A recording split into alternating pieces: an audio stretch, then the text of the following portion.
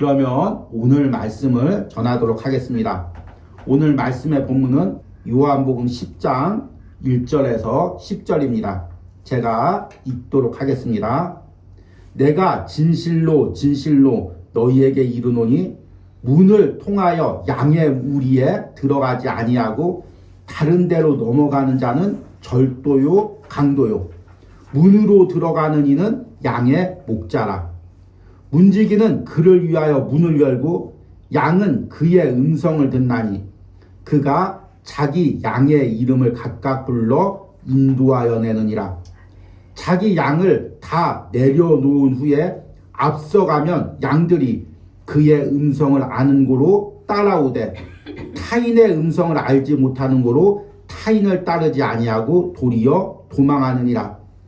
예수께서 이 비유로 그들에게 말씀하셨으나 그들은 그가 하신 말씀이 무엇인지를 알지 못하니라.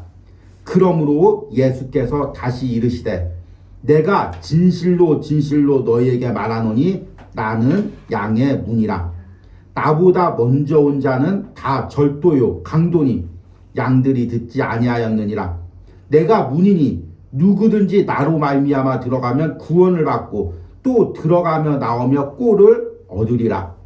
도둑이 오는 것은 도둑질하고 죽이고 멸망시키려는 것뿐이요 내가 온 것은 양으로 생명을 얻게 하고 더 풍성히 얻게 하려 하는 것이라. 아멘.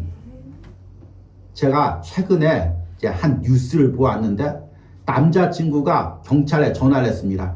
자기 여자친구가 갑자기 연락도 안 되고 사라져서 보이지가 않는다는 것입니다. 그래서 경찰하고 함께 수소문해서 찾아보니까 어떤 모텔 안에 이 여자가 혼자 있는 것입니다. 그런데 문도 잠그고 핸드폰도 다 차단하고 혼자 갇혀서 나오지를 않은 것입니다. 이것을 셀프 감금이라고 하죠. 스스로를 감금한 것입니다. 그래서 경찰과 이 남성이 아무리 가서 설득을 해도 나오지를 않은 것입니다. 그리고 결국 문을 따고 들어가 가지고 나오라고 해도 거리를 두고 나오질 않는 것입니다. 그러면 핸드폰 좀 달라고 해도 절대로 핸드폰을 안 주는 것입니다. 혹시 누구한테 연락받았습니까? 그래도 연락받은 거 없다는 것입니다. 그래서 나중에 이 사람들이 계속 설득을 했습니다. 여기 신분증을 보여주면 우리가 경찰관 맞습니다. 남자친구 맞습니다. 지금 핸드폰 주시고 누구한테 지시를 당하고 있으면 얼른 이야기를 해 주십시오. 그래도 이 여자가 끝끝내 말을 안 하다가 3-4시간 정도 설득한 후에 겨우 핸드폰을 내놓았습니다. 보니까 악성 앱이 깔려있고 자기 돈이 지금 몇 천만 원이 벌써 빠져나가 있더라는 것입니다. 알고 보니까 이 여자가 보이스 피싱에게 전화를 받은 것입니다. 우리가 흔히 잘 듣는 이야기가 있죠. 금융감독원입니다. 지금 당신의 계좌가 불법 범죄에 이용되었습니다. 지금 제 지시를 듣고 아무도 없는 곳에 문을 닫고 가서 다 연락을 끊고 제 지시만을 받으십시오. 혹시나 이 사실을 누구에게 알리거나 지시를 따르지 않으면 바로 당신을 구속할 텐데 그때는 아주 큰 형벌 받으실 줄 아십시오. 이렇게 이야기하는 것입니다. 그러니까 여자가 겁을 먹어가지고 스스로 모텔방에 가서 문을 잠그고 그 사람들의 지시에 따라서 깔라는 앱을 다 깔고 돈을 다 내보내고 있는 것입니다. 제가 이 뉴스를 보면서 문득 이런 생각이 드는 것입니다. 저와 사모님이 운동차 대학가 주변을 많이 갈 때가 있습니다. 그러면은 꼭 이 검은 양복을 입은 잘생긴 젊은 남자 한 2-3명이서 태블릿을 이렇게 들이미면서 무슨 절기 아냐고 이렇게 물어보는 것입니다. 또 여성들도 이쁘게 생긴 젊은 여성들이 한 3명 정도 꼭 모여 있습니다. 셋이 꼭 모여 있습니다. 그리고 나서 와서 무슨 절기를 아냐고 가르쳐 주겠다고 이야기를 하는 것입니다. 그런데 겉으로 보면 아주 멀쩡합니다. 대학생이라고 해도 믿고 회사원이라고 해도 믿을 그런 외모고 또 그런 말투입니다. 특히 우리 이 대학가 주변에 외국인들이 많이 살고 있습니다. 외국인이 지나가면 불러서 영어로 아니면 그 나라 언어로 그들에게 그것을 이야기하는 것입니다. 그러니까 굉장히 똑똑하고 스마트하고 많이 배우고 외모로도 부족함이 없고 이런 사람이 무언가가 세뇌되었는지 그게 진리라고 생각하고 거기에 인생을 바치고 그것을 전하는 데 살고 있는 것입니다.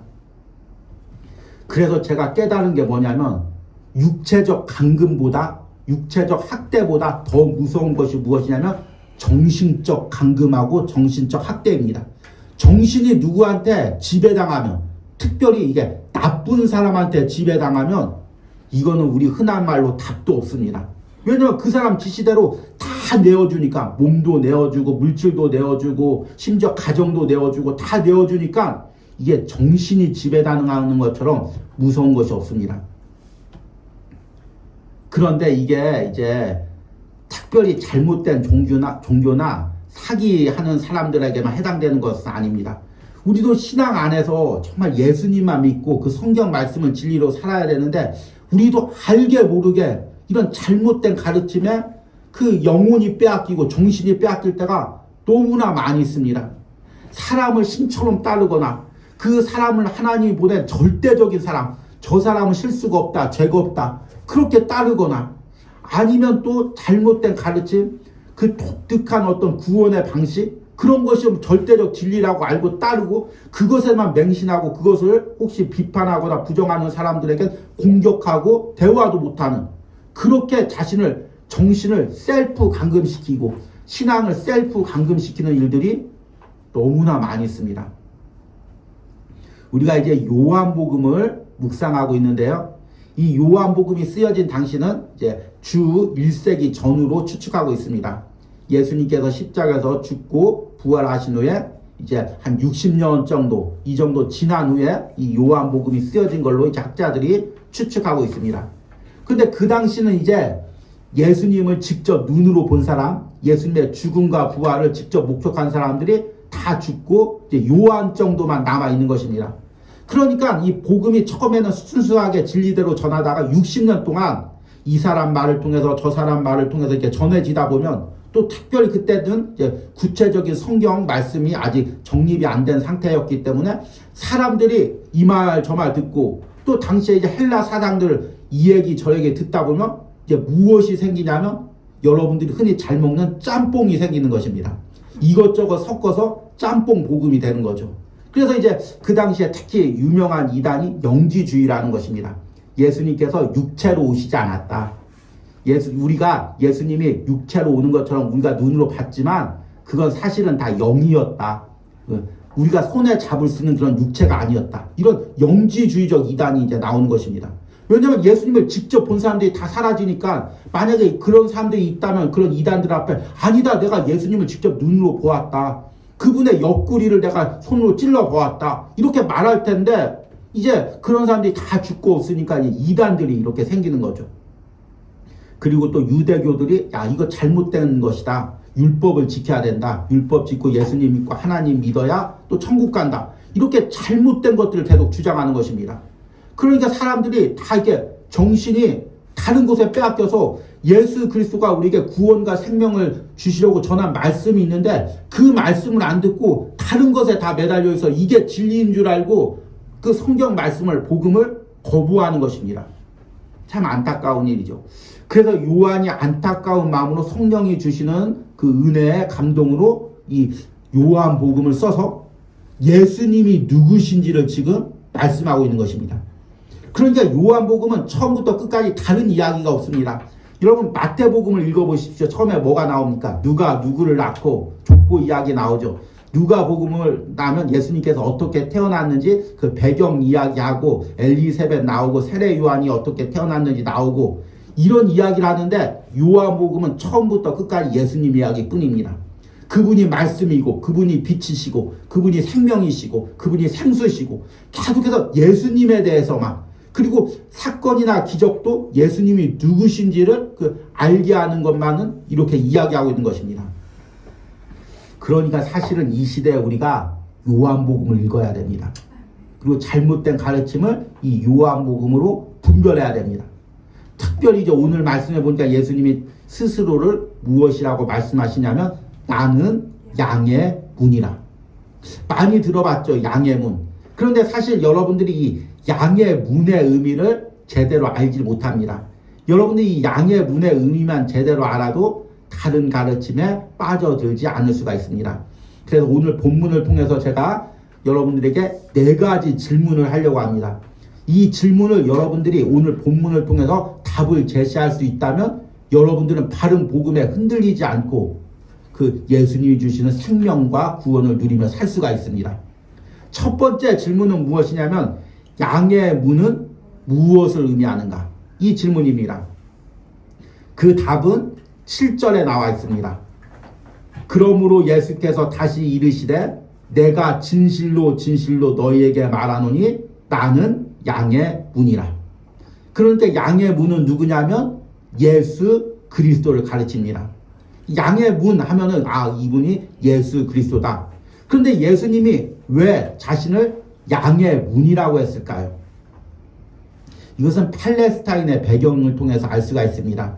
팔레스타인은 이제 유목사회죠. 그래서 사람들마다 다 양을 치고 있습니다. 근데 개인이 다 관리가 할 수가 없죠. 그래서 낮에는 멀리 이제 꼴을 먹이고 이제 그 물도 먹이고 저녁이 되면 마을로 돌아옵니다. 그러면 한 울타리가 있습니다. 그럼 그 울타리에 양들을 다 넣어놓습니다. 그리고 이제 문지기가 문을 딱 닫죠. 그리고 이제 다음 날 되면 이제 목자가 그 문으로 들어와서 양을 부르죠. 누구누구 양아 이렇게 부르면 그 양이 목자의 음성을 알고 그 양을 따라가는 것입니다. 그러니까 이 양의 문이란 목자가 들어오는 통로입니다. 그리고 이 양의 문으로만 들어오는 사람이 목자라는 것입니다. 그러니까 예수 그리스도가 목자이기도 하지만 동시에 예수 그리스도가 양의 문이라고 이야기하고 있습니다. 그러니까 우리가 하나님께 나가는 통로, 구원을 받는 유일한 통로, 은혜를 받는 유일한 통로는 예수 그리스도밖에 없다는 말이 양의 문이라는 것입니다. 이게 이제 그냥 요한복음 10장에 툭 나온 게 아니라 요한복음에서 계속해서 이 말씀을 지금 강조하고 있는 거죠. 지금 요한복음의 핵심이 바로 이것입니다. 여러분들이 잘 아는 요한복음 3장 16절에 하나님이 세상을 이처럼 사랑하사 독생자를 주셨으니 이는 그를 믿는 자마다 멸망하지 않고 영생을 얻게 하려 하심이라. 이 말씀은 여러분들이 그리스도인이라면, 신앙인이라면 다른 건 다 못 외워도 요한복음 3장 16절은 꼭 외우셔야 됩니다. 그리고 우리가 요한복음을 이제 묵상하면서 핵심 구절로 우리가 묵상했던 요한복음 7장 37절과 38절에 보니까 명절 끝날 곧 큰 날에 예수께서 서서 외쳐 이르시되 누구든지 목마르거든 내게로 와서 마셔라. 나를 믿는 자는 성경의 이름과 같이 그 배에서 생수의 강이 흘러나오리라 하시니. 아멘. 예수만이 우리의 유일한 통로이고 예수만이 우리에게 은혜를 주는 유일한 통로라는 것입니다. 예수님만이 양의 문이라는 것입니다. 그런데 여기서 끝이지가 않습니다. 두 번째 질문이 있습니다. 그러면 양의 문이 아닌 곳으로 들어오는 사람은 누구인가? 오늘 1절에 답이 나오죠. 사실 이 1절 말씀을 하기 위해서 양의 문의 비유를 예수님께서 하신 것입니다. 내가 진실로 진실로 너희에게 이르노니 문을 통하여 양의 우리에 들어가지 아니하고 다른 데로 넘어가는 자는 절도며 강도요. 사실 이제 이 말씀이 은혜로운 말씀은 아니죠. 조금 날카로운 말씀이죠. 그런데 여러분 이 말씀을 꼭 암송해야 됩니다. 그래서 혹시 잘못된 가르침이 있으면 이 말씀을 들이대야죠. 내가 진실로 진실로 너희에게 이르노니 문을 통하여 양의 우리에 들어가지 아니하고 다른 데로 넘어가는 자는 절도며 강도요. 예수 그리스도가 양의 문인데 예수 그리스도를 통하여 우리에게 오지 않는 사람, 울타리를 넘어오는 사람, 다른 복음을 전하는 사람은 뭐라고 하냐면 절도며 강도라는 것입니다. 그러니까 앞에 말씀은 양의 문은 누구신가 이 질문은 양의 문이 예수 그리스도고 두 번째 질문 양의 문이 아닌 곳으로 넘어오면 어떻게 되는가? 그 사람들은 누군가? 절도며 강도라는 것입니다. 여러분 우리가 유일하게 예수 그리스도만을 믿고 이 땅에서 신앙생활을 해야 됩니다. 그런데 이게 너무 추상적인 말이죠. 왜냐하면 우리가 교회를 다니면 목사님도 신뢰해야 되고 그렇죠? 그리고 또 우리에게 성경 공부를 가르치는 교사나 리더들도 신뢰해야 되고 구역장들도 신뢰해야 되고 또 멀리서 또 선교를 전하는 사람들 그분들을 신뢰하며 또 그분들을 후원해야 됩니다. 그런데 성경은 양의 문인 예수 그리스도만이 유일한 통로고 은혜의 통로인데 그런 사람들 다 무시하면 우리가 어떻게 신앙생활을 합니까? 그런데 그 사람들이 양의 문으로 내게 왔는지 안 왔는지 아니면 울타리를 넘어서 왔는지 안 왔는지 이것을 분별해야 된다는 것입니다. 양의 문으로 온다는 것은 무엇입니까? 예수 그리스도를 전하러 우리에게 왔다는 것입니다. 여러분들이 왜 목회자를 신뢰하고 그분들을 섬깁니까? 그분이 내게 예수 그리스도를 전해주시기 때문입니다. 양의 문으로 들어와서 내게 생명과 구원을 가르쳐 주시기 때문입니다. 그분들이 주시는 것이 아니라 예수 그리스도가 주시는 것을 우리에게 전달해 주는 것입니다. 가르쳐 주는 거죠. 그래서 우리는 그분들을 통해서 예수님이 누구신지를 알고 그 예수님이 주시는 은혜를 아는 거죠. 그런데 양의 문으로 들어오지 않고 울타리로 넘어와서 다른 걸 전합니다. 예수 그리스도가 주시는 구원과 생명이 아닌 어떤 절기를 지켜야 된다. 어떤 행사를 해야 된다. 몸을 드려야 된다. 돈을 드려야 된다. 이런 것들은 다 절도요, 강도라는 것입니다. 우리가 이제 아직 작은 공동체 형태이기 때문에 아직 어린이 예배가 없습니다. 그래서 이제 주일 아침이면 일어나서 이제 가장 이제 복음적이고 큰 교회의 그 어린이 예배를 우리 온유와 함께 이제 영상으로 우리가 듣고 있습니다. 근데 요즘에 이제 무엇을 이야기하냐면 사도 바울의 전도 얘기를 이야기하고 있습니다. 가스펠 프로젝트라는 아주 복음적인 프로그램으로 이제 말씀을 전하고 있죠. 그런데 사도 바울이 가면서 복음을 전하면서 했던 말이 무엇이냐면 예수 그리스도를 전하는 것입니다. 예수 그리스도의 죽음과 부활을 전하는 것입니다. 다른 사람들은 이야기하죠.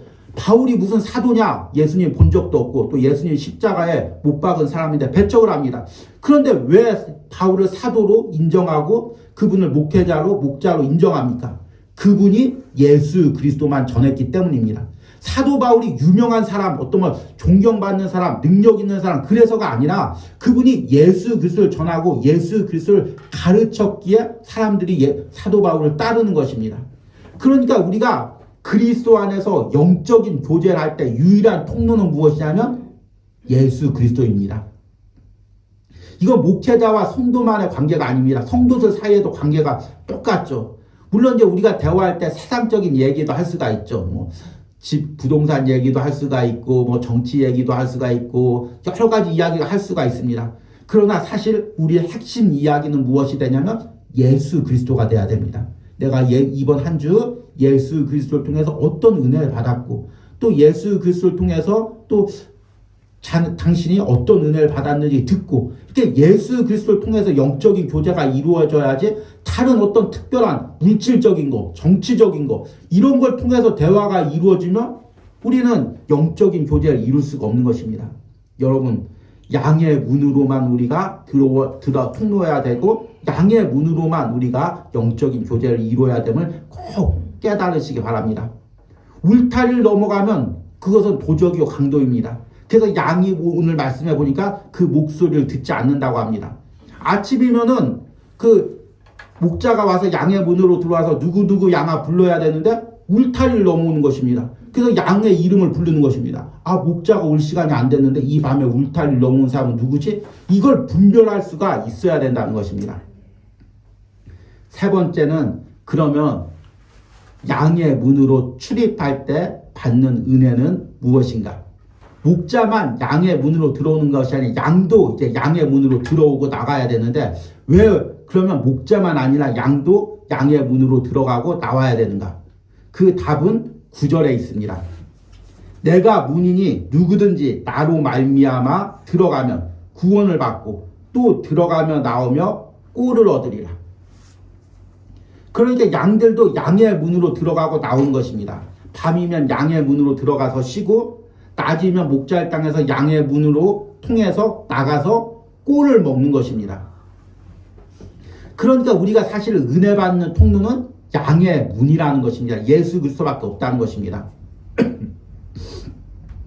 이제 이렇게 목회를 하다 보면 성도들이 금방 지루해합니다. 그래서 이제 교회마다 여러 가지 지루하지 않도록 이제 프로그램을 하죠. 근데 이 프로그램도 한 가지를 꾸준히 하면 또 성도들이 지루해합니다. 그래서 때로는 1년마다 또 이제 조금 더 발이 빠른 목사님은 막 몇 개월마다 막 새로운 프로그램을 합니다. 저는 이제 부교육자를 하면서 여러 교회를 섬기고 목회자들 섬기면서 이런 프로그램들 여러 가지를 배우고 또 이제 이런 세미나도 배우러 가라고 해서 이제 돈도 교회에서 많이 지원해서 이 세미나 저 세미나 여러 가지 배웠습니다. 왜냐하면 같이 사역을 해야 되니까 배워야 되니까 이제 지원을 해서 배우게 합니다. 근데 참 유익한 것도 많이 있죠. 근데 참 그때 안타까웠던 것이 무엇이냐면 성도들이 받는 유일한 은혜의 통로는 예수 그리스도인데 자꾸 그 성도들에게 어떤 프로그램으로 재미를 드리게 하고 행사로 재미를 드리게 하려는 그런 이제 일들이 많이 있다는 것입니다. 그러면 우리가 진정으로 은혜를 받는 통로인 예수 그리스도를 놓치게 되는 것입니다. 물론 교회에서도 예수 그리스도만 이야기할 수가 없죠. 나름대로 재미있는 프로그램도 있어야 되고 교제 프로그램도 있어야 됩니다. 그런데 이것은 사실은 다 부수적인 것이고 핵심은 무엇이냐면 성도들이 예수 그리스도를 알고 예수 그리스도를 통해서 은혜를 받도록 돕는 게 무엇이냐면 목회자의 역할이라는 것입니다. 그리고 여러분들이 이 온유하우스에서 매일 묵상을 하면서 또 주일 말씀을 듣면서 여러분들은 무엇을 누려야 되냐면 예수 그리스도를 알아야 됩니다. 저 예수 그리스도 아는데 하나님의 아들인 거 아는데요. 나를 위해서 십자가를 해서 죽으신 거 아는데요. 여기서 끝나는 것이 아닙니다. 그분의 크고 깊은 은혜가 무엇인지, 그분과의 영적인 교제를 통해서 그분이 내게 주시는 은혜가 무엇인지, 그분의 능력으로 세상을 어떻게 이기는 건지, 마귀의 권세를 어떻게 이기는 건지 여러분들이 예수 그리스도를 더 깊이 알아야 됩니다. 우리 찬송가 가사도 있죠. 예수 더 알기 원하네 내 평생의 소원. 예수 더 깊이 알기 원하네. 여러분 이 찬양이 이 고백이 여러분들의 고백이 돼야 됩니다. 그래서 예수 그리스도 양의 문으로 여러분들이 들어갔다 나왔다 하면서 풍성한 꼴을 먹어야 여러분들이 살 수가 있습니다. 그래서 우리가 기도할 때도 항상 뭐라고 기도합니까? 예수 그리스도의 이름으로 기도했습니다. 아멘. 예수 그리스도의 통로 양의 문으로만 하나님께 나가서 은혜를 누리는 것입니다. 이 은혜를 여러분들이 누리시기 바랍니다. 마지막으로 이제 마지막 질문이 있습니다. 그러면 예수님이 양의 문인 이유는 무엇인가? 우리야 당연히 예수님이 하나님의 아들이고 우리를 위해서 십자가에서 죽으셨으니까 예수님이 양의 문인 것을 인정하지만 초신자들이나 모르는 사람들은 왜 예수님이 양의 문인가? 이렇게 생각할 수가 있습니다. 그 답은 오늘 10절 그리고 있지는 않았지만 11절까지 그 답이 나옵니다. 도둑이 오는 것은 도둑질하고 죽이고 멸망시키려는 것 뿐이요 내가 온 것은 양으로 생명을 얻게 하고 더 풍성히 얻게 하려는 것이라. 나는 선한 목자라.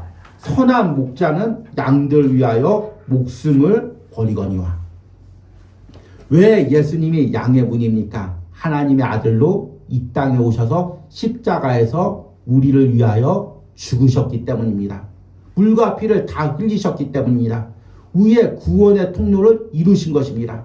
히브리서 보니까 예수님께서 하늘까지 가는 길을 미리 닦아 놓으셨다고 이야기합니다. 그리고 성도들은 그 예수님이 가신 길을 따라가는 것이라고 이야기하고 있습니다.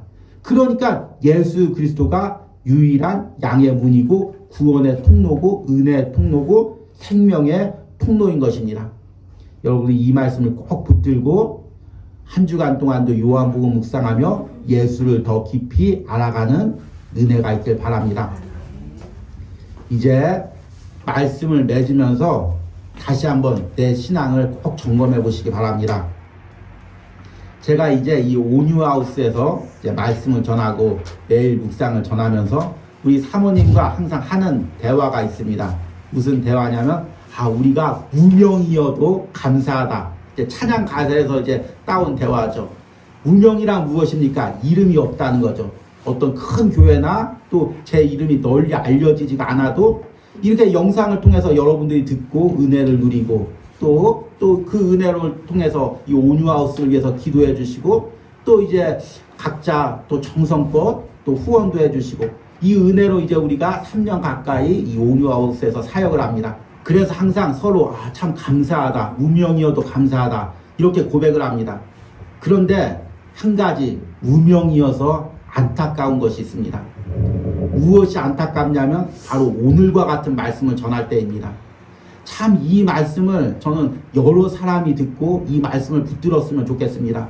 특별히 어떤 저의 이익을 위해서가 아니라 제 명성이 높여지기 위해서가 아니라 온유하우스가 알려지기 위해서가 아니라 이 말씀이 정말 생명의 말씀인데 이 시대 때 이 말씀을 많이 들어야 되는데 이 말씀을 꼭 붙들어야 되는데 만약에 내가 이름이 유명한 목사였다면 이 영상을 더 많은 사람이 들을 수 있다면 얼마나 좋았을까. 이 생각을 해보게 됩니다. 분명이어서 안타까운 것이 이거 한 가지밖에 없습니다. 여러분들이라도 이 말씀을 꼭 들으시고 예수 그리스도만이 양의 문이시고 예수 그리스도만이 구원의 통로라는 걸 여러분이 붙들고 살아가시는 은혜가 있길 바랍니다. 그리고 온유하우스 묵상을 통해 그 예수 그리스도를 더 깊이 만나고 그 은혜를 누리시기를 축복합니다.